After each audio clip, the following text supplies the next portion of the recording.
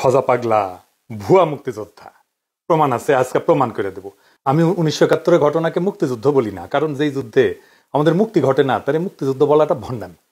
আর আরেক রাষ্ট্র এসে আমার মুক্ত করে দিয়ে যেতে পারে না, তাই তো ঘটিছে, তাই না? 1971-এ কারণ কইতে পারে 1971-কে আমরা তাহলে কি বলবো? সবচেয়ে ভালোভাবে বলা সম্ভব বাংলাদেশের জন্ম। এই বাংলাদেশের জন্ম ইতিহাসের অংশ, এই জন্মকে আমাদের জাস্টিফাই করতে হবে, তাইলেই বাংলাদেশ রাষ্ট্র টিকবে। না হলে বাংলাদেশ টিকে থাকার মরাল অথরিটি থাকবে না, নৈতিক যে অথরিটি সেটা থাকবে না। যাই হোক, সেই আলাপ আমি পরে করবো, আজকে না। আজকের আলাপটা একটু মুখরোচক টাইপের। 1971 নিয়ে, মুক্তিযোদ্ধাদের বীরত্ব নিয়ে ফাপা আর মিছা কথা কিভাবে ধরতে হয় সেটা দেখাই দেবো। আজকের টেস্ট কেস হচ্ছে ফজা পাগলা, আর ফজা পাগলা যে প্যাথোলজিক্যাল লায়ার সেটাও দেখাই দিব। আসেন আলার বাস্তে শুরু করি। ফজা পাগলা একটা সাক্ষাৎকার দিচ্ছে বেকারত্ব টিভিতে। রণাঙ্গনের স্মৃতি এই সিরিজের তারে আনিছিল শফিক আহমেদ, এটা এই অনুষ্ঠান করতো। এই অনুষ্ঠান এত গুরুত্বপূর্ণ মুক্তিযুদ্ধ চেতনা মারানের কাছে যে মুক্তিযুদ্ধ জাদুঘর এই জন্য তারে পুরস্কার দিচ্ছে। দেখেন, তার মানে এই প্রোগ্রামে যা যা বলিছে সেসব গুরুত্বপূর্ণ কথা আমাদের আমলে নেওয়া উচিত। আসেন এগুলো আমরা দেখি, তা আগে তার কথা শুনি, তারপরে আমরা পরীক্ষা করে দেখি কথাটা সত্য আর মিথ্যা কিনা। প্রথম দাবি, সে 1971-এর 9 মার্চ পতাকা উড়াইছে। দেখেন এডিটর সাহেব, তার কথাটা দেখান। আমি কিশোরগঞ্জে 9 মার্চ পতাকা উড়ালাম, 10 মার্চ কিশোরগঞ্জ শহরে রইলাম, 11 মার্চ আমি ইটনা আমার গ্রামের বাড়িতে চলে গেলাম। আচ্ছা, এইবার আসেন দেখি কিশোরগঞ্জে কে কবে স্বাধীন বাংলাদেশের পতাকা উড়াইছিল। 1971 সালে 6 মার্চ অকুতোভয় ছাত্র নেতা কামরুজ্জামান কমরু কিশোরগঞ্জে সর্বপ্রথম স্বাধীন বাংলাদেশের পতাকা উত্তোলন করেন। কিশোরগঞ্জে পতাকা উড়ানো হয়েছে 6 মার্চ, 9 মার্চ না। আর সে উড়ায় নাই। এইটা সাহেব একটা স্কোর কার্ড করেন না পাশে, শেষে দেখুন নি ওই পাস করিছে না ফেল করিছে। লেখেন পতাকা উড়ানোর দাবি, নাম্বার কত দিমু? হদ 2 শূন্য, লাড্ডা গোড্ডা। আসেন পরের দাবি কি তা দেখি। তারপরে সে কয় যে 11 মার্চে গ্রামের বাড়ি যায় ইটনা, থানায় গিয়ে বলে অস্ত্র দিয়ে দিতে হবে। 2 থেকে 250 ছাত্র নিয়ে নাকি ট্রেনিং করায় আনসার কমান্ডার দিয়া। পরে কইছে এটাই তার একমাত্র ট্রেনিং এবং এটাই তার কমপ্লিট ট্রেনিং আর কি, আনসারের ট্রেনিং দিয়া মিলিটারি যুদ্ধ করেছে। যাই হোক, এবং সেই ইটনায় গিয়ে আমি ওসি সহ সমস্ত পুলিশকে বললাম অস্ত্র সব দিয়ে দিতে হবে, এবং ইটনার মাঠে তৎকালীন আনসার কমান্ডারদের নেতৃত্বে আমরা ট্রেনিং দিতে শুরু করলাম। এবং সেই সংখ্যাটা আমাদের খুব কম ছিল না, প্রায় 2 থেকে 250 ছাত্র বা যুবক আমরা ট্রেনিং দিলাম ইটনার মাঠে। আমি আমার জীবনের প্রথম যুদ্ধটা করেছিলাম। ওই যে ইটনাতে যে ট্রেনিংটা দিলাম সেই ট্রেনিংটা আমার সম্পূর্ণ ছিল ট্রেনিং একটা। তো মুক্তিযুদ্ধে ইটনা উপজেলা এই শিরোনামে মুক্তিযুদ্ধ জ্ঞান কোষের প্রথম খণ্ডে এই ট্রেনিং এর কথা নাই। যদিও এই ফজা পাগলা সম্পর্কে বলা হয়েছে সে মুক্তিযুদ্ধের অন্যতম প্রধান সংগঠক। তাহলে এডিটর সাহেব ইটনা ট্রেনিং করানোর দাবির পক্ষে কোনো প্রামাণ্য রেফারেন্স বইয়ে এভিডেন্সে নাই, তাহলে ইডিও সে লাড্ডা গোড্ডা। দেন এডিটর সাহেব 2 শূন্য, কি আর করবেন, যা দিবেন হাতে তাই যাবে সাথে।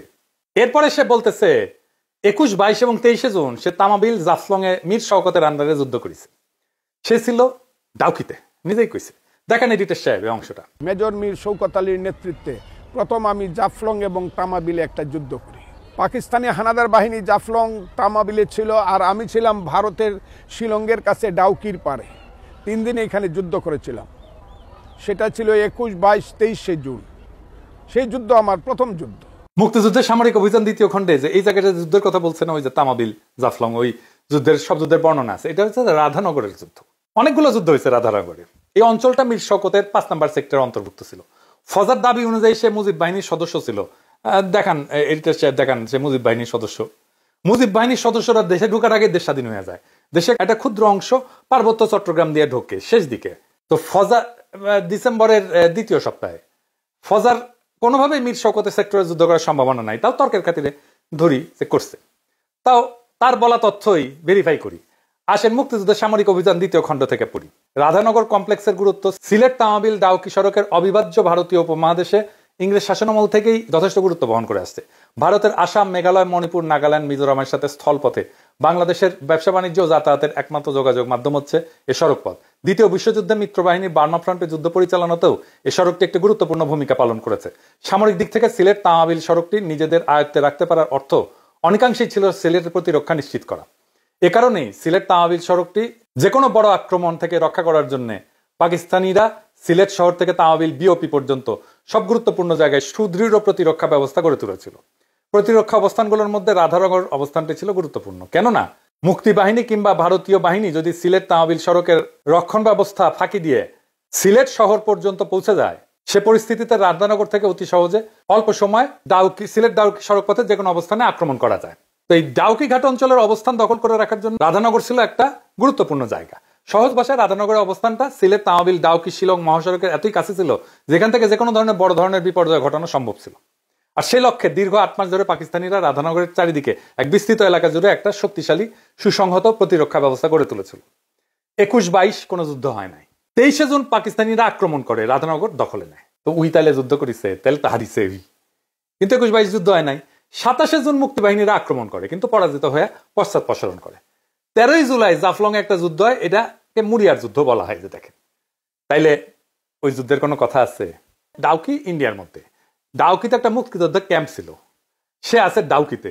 ডাউকি থেকে সে যুদ্ধ করতেছে জাফলং আর তামাবিলে। এইটা স্যার গুগল ম্যাপে ডাউকি, তামাবিল আর জাফলং দেখান তো। তামাবিল আর জাফলং দুই দিকে না, আর মাঝখানে ডাউকি, দেখেছেন? এইভাবে মিলিটারি অপারেশন করে, দুইটা দুই দিকে মিলিটারি অপারেশন হবে, আর ওই ডাউকি থেকে ওই যুদ্ধ করছে। হ্যাঁ, ওই ডাউকি থেকে ওই দুইটা জায়গার দূরত্ব প্রায় 10 কিলোমিটারের মতো। মানে এটা ছেলে খেলা। আচ্ছা ভাই, আর্মির লোকজন আছে না, আপনারা কেন চ্যালেঞ্জ করেন না এসব বালসাল? তাহলে এটা সাহেব জাফলং এ লাড্ডা গুড্ডা, তাই না? শূন্য। এইবার আসেন করিমগঞ্জ আর তরাইল থানা মুক্ত করা। এইটা সাহেব দেখানো কি কইছে? আমরা করিমগঞ্জ থানা, তারাইল থানা আমরা দখল করলাম, তাদের সমস্ত অস্ত্র নিলাম, তারাইল থানা মুক্ত করলাম, করিমগঞ্জ থানা মুক্ত করলাম। ভিতরে এই যুদ্ধগুলো আমাদের করতে হয়েছে। করিমগঞ্জ থানাকেও মুক্ত করে নাই। 14ই ডিসেম্বর তারা রাজাকাররা সাইডে চলে যায়, তারপরে পুরা করিমগঞ্জে মুক্ত হয়ে যায়। এটাকেও মুক্ত করে নাই। তাইলে এখানেও লাড্ডা গুড্ডা। করিমগঞ্জ থানা লাড্ডা গুড্ডা।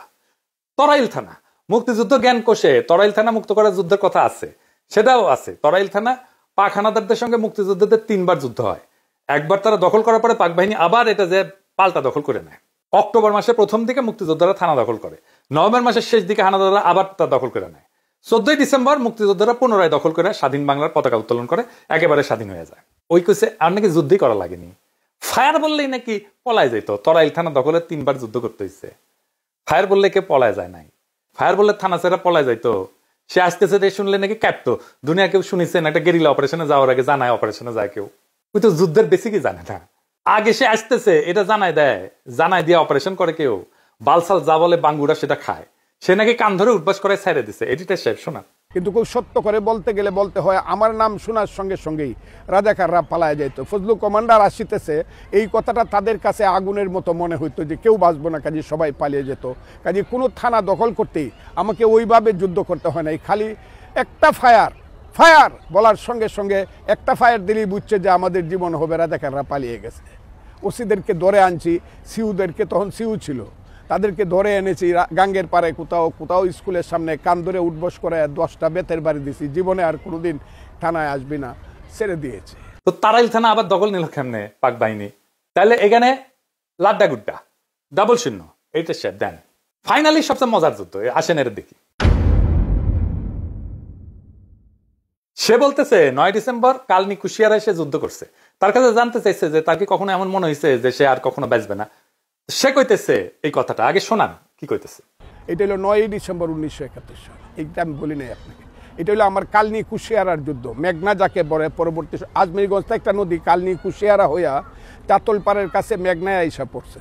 সেই কালনি কুশিয়ারার যুদ্ধে আমি 3টা স্টিমারে 179 জন পাক বাহিনী ছিল, মিলিশিয়া ছিল, রাজাকার ছিল, আমরা মাত্র 3 জন। এখনো আরেকজন জীবিত আছে। কয়েকদিন আগে আমার আরেক মুক্তিযোদ্ধা বন্ধু মারা গেছে। আমরা 3 জন, আমি ফজলুর রহমান, আমার ডেপুটি কমান্ডার নিহারেন্দু দেবনাথ, আমার আরেক সাথী আবু তাহের ঠাকুর মারা গেছে। 3 জন আমরা যুদ্ধ করি। তাদের 2 জনের কাছে 2টা এলএমজি ছিল। স্টিমার আমরা আক্রমণ করি কালনি কুশিয়ারায় 2টা এলএমজির মাধ্যমে। আমার কাছে মাত্র একটা স্ট্যান্ড গান ছিল।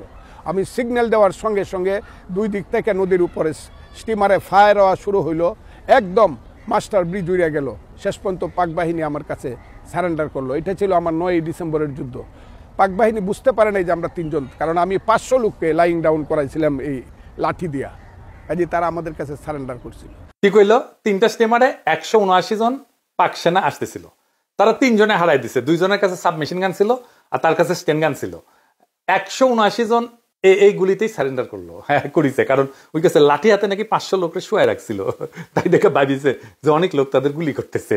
ট্রেনিং পাওয়া আর্মি 2টা এলএমজি 2 পার থেকে গুলি করতেছে, নদীর 2 পার থেকে।